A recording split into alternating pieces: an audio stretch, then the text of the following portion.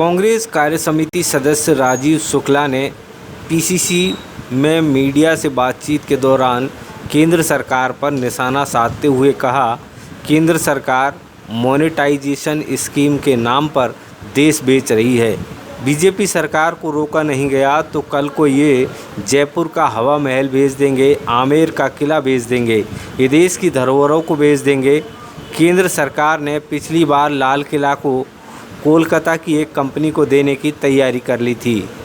शुक्ला ने कहा, 70 साल में जनता के पैसों से जो बड़े बड़े उपक्रम बनाए गए उन्हें कॉरपोरेट घरानों को देना गलत है। केंद्र कह रहा है कि किराए पर दे रहे हैं, लेकिन 50 साल के लिए कौन किराए पर देता है। अपने खास उद्योगपतियों को देश की धरोहरों को बेच रहे हैं। सरकार के हाथ में कुछ नहीं रहने वाला है। ये क्या क्या बेच देंगे इसका कोई ठिकाना नहीं है। सबसे पहली बात तो है कि कोई भी पार्टी सत्ता में आती उससे कुछ अधिकार ही नहीं है कि जो 67 साल या 70 साल में देश की जनता के पैसों से जो बड़े बड़े उपक्रम बनाए गए हैं, बड़े बड़ी चीजें बनाई गई हैं, उनको आप ऐसे प्राइवेट हाथों में, निजी हाथों में, ये जो है उद्योगपतियों को, कारपोरेट घरानों को बेच दें, ये उचित नहीं है। कहने के नाम पे कह रहे हैं हम तो किराए पे दे रहे हैं। 50 साल, 60 साल, 30 साल, 90 साल कोई किराए तो वैसे ही जैसे लीज का पट्टा होता है। यहाँ पे आप कोई मकान खरीदते हैं, प्लाट लेते हैं जयपुर डेवलपमेंट अथॉरिटी से, तो लीज पे ही होता, लेकिन होता तो अपने ही है ना, वो बाद में कहाँ लौट के मिलता है। तो ये जो है एक तरीका उन्होंने निकाल के जो संपत्तियां, राष्ट्रीय संपत्तियां, सरकारी संपत्तियां बनाई गई हैं, वो ये बेचने का काम कर रहे हैं। बिल्कुल देश बेचने का काम इन्होंने अपने हाथ में लिया है कि कैसे करके इसको जो है ऐसे अपने खास लोगों के हाथों में बेच दो, ऐसे कारपोरेट घरानों को, बड़े बड़े उद्योगपतियों को बेच दो कि जो सरकार के पास कुछ रह ही नहीं जाएगा। और यही चलता रहा, अगर इसको नहीं रोका गया, इसलिए इसका विरोध हम लोग जा के कर रहे हैं। तो क्या क्या नहीं बेच देंगे इसका कोई ठिकाना नहीं। कल को अगर भाजपा की सरकार यहाँ आए और केंद्र में उनकी सरकार अगर हो तो ये हवा महल बेच देंगे जयपुर का, ये आमेर का किला बेच देंगे, ये चित्तौड़गढ़ का किला बेच देंगे। आर्कियोलॉजिकल सर्वे ऑफ इंडिया को क्या इनको दे दो, इनको दूसरों को दे दो।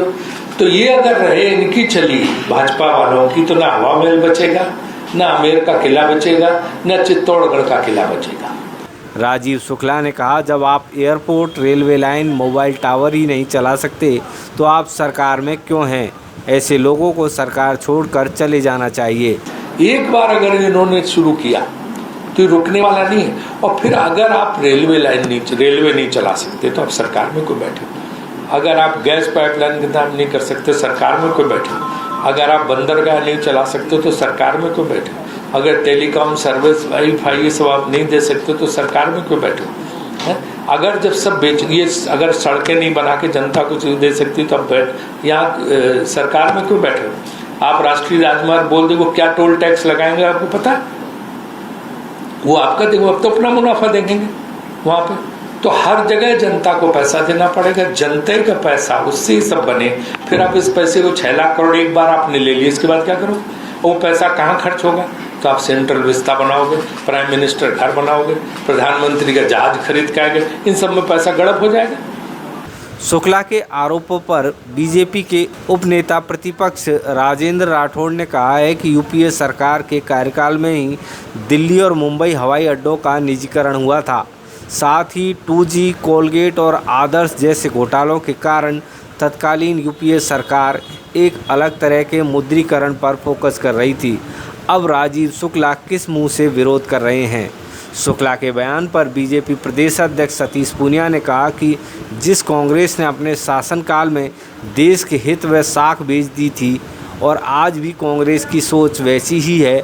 2013 तक यूपीए ने अनेक मंचों से भारत के हित बेचने का कार्य किया।